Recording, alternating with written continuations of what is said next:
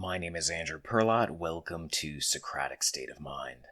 When we'll escape our last delusion, taking off the tinted glasses. Prior generations struggled to see past fantasy's medium, so they were duped in strange ways. Today we're so deeply sunk in another medium that we're also easily fooled. Think about it. Orson Welles caused mass hysteria in 1938 with his War of the Worlds radio broadcasts.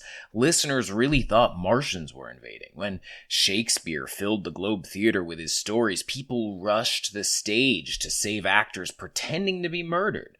Robinson Crusoe was one of the earliest mass-produced fiction books, and across the English-speaking world, readers swore it really happened. They couldn't conceive of such a story being invented.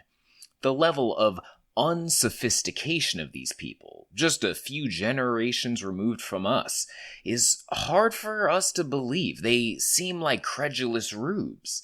None but the mentally ill and the very young are taken in by today's pretend movies or books. Everyone understands these tales aren't happening and are the entertaining product of fertile imaginations. They're part of a genre called fiction. But why wasn't this obvious a few generations ago? Why did people find the line between entertainment and reality so porous?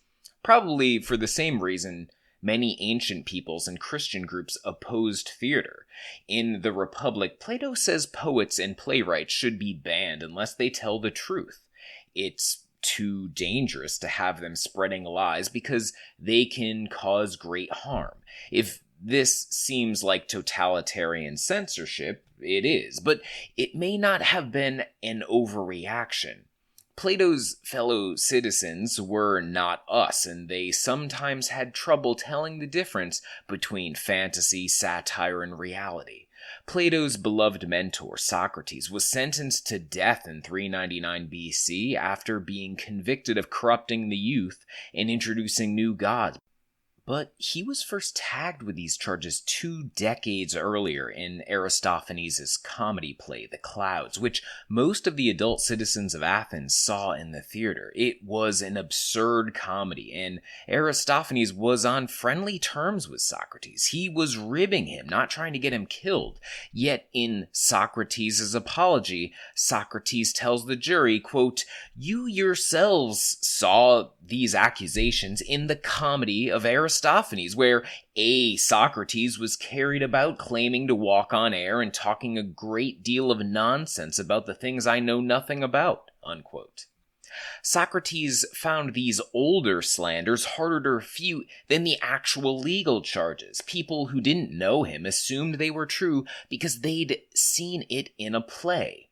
Why were so many Athenians taken in by this absurd comedy? Plato's contemporaries and later Romans certainly had imaginative literature. Homer's Iliad and Odyssey, and Seneca's philosophical tragedies, and the proto-novels like Apuleius' The Golden Ass, but they didn't have a fiction genre like ours. To vastly oversimplify Greek and Roman genres, they saw stories as being true, false, or an allegory of the truth, not really fiction. Early Christian thinkers like Tertullian and Augustine read Plato and agreed. They lambasted the theater as promoting idolatry, deception, and vice. So, with the exception of some Christian plays, which were seen as true, theater mostly died out during the Dark Ages. When fictional works appeared in print and on stage again centuries later, people were flabbergasted and confused and had trouble telling them apart from reality. They appeared authoritative, often more so than the Bible or neighbors they actually knew. I'm going to read a few quotes from the excellent book, The Intellectual Lives of the British Working Class here. In the early 20th century, quote, Thomas Jones recalled that his mother, a rhymy straw hat maker, was, quote, 50 before she read a novel, and to her dying day she had not completely grasped the nature of fiction or of drama. When she read Tom Jones, she, quote, believed every word of it and could not conceive how a man could sit down and invent the story of Squire Allworthy and Sophia and Tom out of his head, unquote. This was a not unusual reaction. It was perhaps the most common reaction to fiction. Another man said he grasped the idea of fiction in books, but when watching Portia's judgment of Shylock in Shakespeare's The Merchant of Venice in a theater, he, quote, leapt from the box and assaulted Shylock, unquote. A London theatergoer noted how people reacted when they hadn't fully mastered the idea of fictional theater. Quote, "Look out!" an overwrought galleryite would shout. "He's going to stab yer with a knife!" Or when the poison cup was offered to the handsome hero, the action of the play would be delayed by voices anxiously bidding him not to drink it. So how did people figure out how to tell the difference between reality and fiction? Slowly and with great effort, mostly, and through the passing of generations. The distinction penetrated last in rural areas and among the poor, so that many were still alarmed when Orson Welles came on the radio speaking of aliens from Mars in 1938. But as the idea of fiction being a thing separate from truth or lies took hold, society itself stepped in to remind the laggards that they were shouting at phantasms. Quote, "Shut up, fathead," some grumpy old chap who presumably understood the medium and the genre, would yell to a fool shouting at the stage. "How can the play go on if he doesn't get drugged? Besides, the hero's bound to win in the end, ain't he?" Books, newspapers, plays, radio dramas, and movies, it's as if each new medium is so overwhelming that it takes a while for most people to see it's a story's fictional medium and not reality itself. Today, perhaps we're relearning this same lesson with the internet. Will people find it hard to believe that we were so easily duped by internet misinformation in 100 years? How could they possibly have been so gullible, they'll say. Isn't it obvious that that's just how the medium of the internet works? But there's one last medium where a porous border between fantasy and reality dupes us all. Wise men and women have probably known about it since the beginning of humanity. They've written about it and spoken about it, but society hasn't taken their observations to heart at scale. I'm of course talking about the tinted glasses we wear, interposing a fantasy of bias and identity between ourselves and reality, deluding us about what's real and true.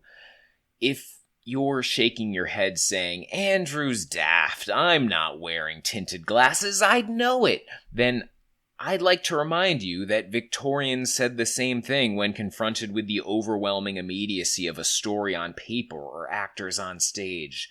This is real, it feels real, it's true, but no one believes that today, and I suspect if there are humans around in 500 years, they'll have a far more nuanced, skeptical view of the intense tinted medium through which existence is served to us. I've written about some of the steps that would lead to a society where everyone is aware of our distorted medium.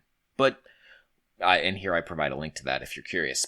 But one of the major missing ingredients to scaling these solutions is the wise reframe from normal people. We have no modern version of those grumpy Victorian theatergoers who shouted down the fools rushing the stage to interfere in pretend murders. In fact, in my lifetime, we've skewed further away from that level of societal pushback to our medium's distortions. Now, the hecklers are encouraging the opposite. Social media is filled with posts about trusting your emotions above all else. If something makes you uncomfortable, it's bad. If you're scared, you've been attacked. Don't question these feelings, lean into them. I hope we start to reverse course as a society. If we're going to, we need more people trying to inject a measure of objective correction when the majority are blinded by distortions. But even if you're not eager to play this role, you yourself should consider training yourself to spot the distortion. It may be the most surefire way to avoid mistakes and misery. This is what the good life requires. Thanks for listening. I'll see you next time.